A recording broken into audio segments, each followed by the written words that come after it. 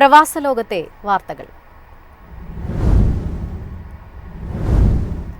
ആഗോള ഗവേഷകരെ ആകർഷിക്കുന്നതിനുള്ള പദ്ധതിയുമായി UK. ഇതിനായി ചെലവഴിക്കുന്നത് £50 മില്യൺ. ലോകമെമ്പാടുമുള്ള ഗവേഷകരെ ലക്ഷ്യം വെച്ചുള്ളതാണെന്നും അവരുടെ പ്രവർത്തനത്തെ അടിസ്ഥാനമാക്കി വിലയിരുത്തുന്നുവെന്നും സർക്കാർ പറഞ്ഞു. Life science, artificial intelligence, green energy എന്നിവ ഈ മേഖലകളിൽ ഉൾപ്പെടുന്നു. തുടക്കത്തിൽ 10 ഗവേഷണ സംഘങ്ങളെ UK മാറ്റുന്നതിനാണ് പദ്ധതി സഹായിക്കുക. ഈ സംരംഭം വിജയകരമാണെന്ന് തെളിഞ്ഞാൽ അതിന്റെ വ്യാപ്തി വർദ്ധിപ്പിക്കുന്നതിനുള്ള വ്യവസ്ഥകളുണ്ടെന്നും സർക്കാർ വൃത്തങ്ങൾ പറയുന്നു. തിരഞ്ഞെടുത്ത ശാസ്ത്രജ്ഞരുടെ ടീമുകൾക്കുള്ള ഗവേഷണ ഗ്രാന്റുകൾ നൽകുന്നതിനും ഈ പദ്ധതി രൂപകൽപ്പന ചെയ്തിരിക്കുന്നു. ഗവേഷണത്തിനുള്ള ഫെഡറൽ ഫണ്ടിംഗ് കുറയ്ക്കാൻ ശ്രമിച്ചതും കാലാവസ്ഥാ വ്യതിയാനം, വാക്സിനുകൾ, വൈവിധ്യം തുടങ്ങിയ മേഖലകളിലെ പ്രവർത്തനങ്ങൾ പരിമിതപ്പെടുത്തിയതുമായ പ്രസിഡന്റ് ഡൊണാൾഡ് ട്രംപിന്റെ കീഴിൽ US-ൽ ശാസ്ത്രനയത്തിന്റെ ദിശയെക്കുറിച്ചുള്ള ആശങ്കകൾ വർദ്ധിച്ചുവരുന്ന പശ്ചാത്തലത്തിലാണ് ഈ തന്ത്രം ആരംഭിക്കുന്നത്. News desk MyFin TV. ദുബായിൽ സ്വകാര്യ സ്കൂളുകൾക്ക് ഫീസ് കൂട്ടാൻ അനുമതി. പ്രവാസി കുടുംബങ്ങൾക്ക് തിരിച്ചടി. 2.35% വർധനയ്ക്കാണ് Dubai knowledge and human development authority അനുമതി നൽകിയത്. സ്കൂളുകളുടെ നടത്തിപ്പ് ചെലവ്, ജീവനക്കാരുടെ ശമ്പളം, വാടക എന്നിവ കണക്കിലെടുത്താണ് അനുമതി. ഡിജിറ്റൽ ദുബായ് അതോറിറ്റിയുമായി സഹകരിച്ച് സ്വകാര്യ സ്കൂളുകൾ സമർപ്പിച്ച ഓഡിറ്റ് ചെയ്ത ചെലവുകളുടെ വാർഷിക അവലോകനത്തെ അടിസ്ഥാനമാക്കിയാണ് ഫീസ് വർധന.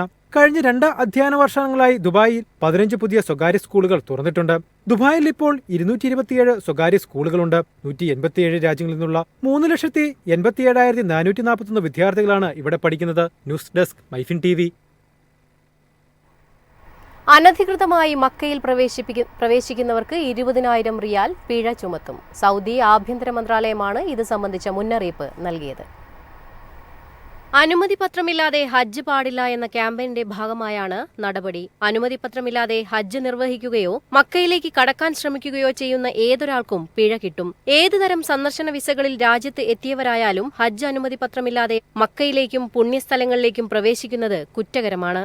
മക്ക നഗരപരിധി, നഗരത്തിലേക്കുള്ള എല്ലാ പ്രവേശന കവാടങ്ങളും, നഗരഹൃദയം, പുണ്യസ്ഥലങ്ങൾ, റുസൈഫയിലെ ഹറമൈൻ സ്റ്റേഷൻ, താൽക്കാലിക സുരക്ഷാ ചെക്കിംഗ് കേന്ദ്രങ്ങൾ, സോർട്ടിംഗ് കേന്ദ്രങ്ങൾ എന്നിവിടങ്ങളിൽ എവിടെ വെച്ച് കണ്ടാലും അറസ്റ്റ് ചെയ്യും. ഹജ്ജിനായി നുഴഞ്ഞുകയറുന്നവർ പ്രവാസികളാണെങ്കിൽ 10 വർഷത്തേക്ക് രാജ്യത്തേക്ക് പ്രവേശിക്കുന്നത് വിലക്കുമെന്നും മന്ത്രാലയം അറിയിച്ചു. News desk MyFin TV. Air ഏഷ്യയിൽ ഇനി യാത്രയ്ക്ക് 14 ദിവസം മുൻപ് വരെ ഓൺലൈനായി ചെക്ക് ഇൻ ചെയ്യാം. വിദേശ യാത്രക്കാർക്ക് ഓട്ടോ വിസ ചെക്ക് സൗകര്യം ഒരുക്കിയിരിക്കുകയാണ് കമ്പനി. വിസയും ഇലക്ട്രോണിക് ട്രാവൽ ഓതറൈസേഷനും ആവശ്യമായ അന്താരാഷ്ട്ര യാത്രകളിലെ ഓൺലൈൻ ചെക്ക് ഇൻ സുഗമമാക്കുന്നതിനായി ഓട്ടോ വിസ ചെക്ക് ഇൻ സൗകര്യമൊരുക്കി എയർ ഏഷ്യ. ചെക്ക് ഇൻ കൗണ്ടറുകളിലെ കാത്തിരിപ്പും തിരക്കും ഒഴിവാക്കി അനായാസ യാത്ര ഉറപ്പാക്കാനാണ് എയർ ഏഷ്യ ഇത്തരമൊരു നൂതന സംവിധാനം അവതരിപ്പിച്ചത്.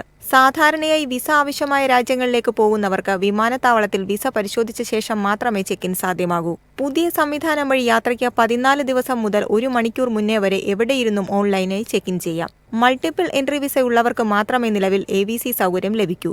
എയർ ഏഷ്യ മൂവ് ആപ്പ് ഉപയോഗിച്ചോ വെബ്സൈറ്റ് വഴിയോ ആണ് ഓട്ടോ വിസ ചെക്ക് ഇൻ ചെയ്യേണ്ടത്.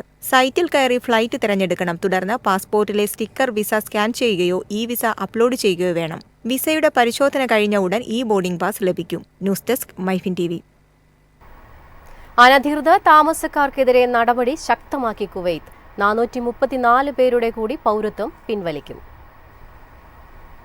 കുവൈറ്റ് ആക്ടിംഗ് പ്രധാനമന്ത്രി ഷൈഖ് ഫഹദ് യൂസഫിന്റെ അധ്യക്ഷതയിൽ ചേർന്ന യോഗത്തിലാണ് തീരുമാനം. ഇരട്ട പൗരത്വം കാരണം 5 പേർക്കാണ് പൗരത്വം നഷ്ടപ്പെട്ടത്. വ്യാജരേഖ ചമയ്ക്കൽ, വഞ്ചന എന്നിവയിലൂടെ പൗരത്വം നേടിയവരും അംഗത്വരേഖ വഴി പൗരത്വം നേടിയതുമായ 276 പേരുടെ പൗരത്വം റദ്ദാക്കി. അനധികൃത താമസക്കാരുടെ എണ്ണം രാജ്യത്ത് വർദ്ധിച്ചുവരുന്ന സാഹചര്യത്തിലാണ് നടപടി. News desk MyFin TV.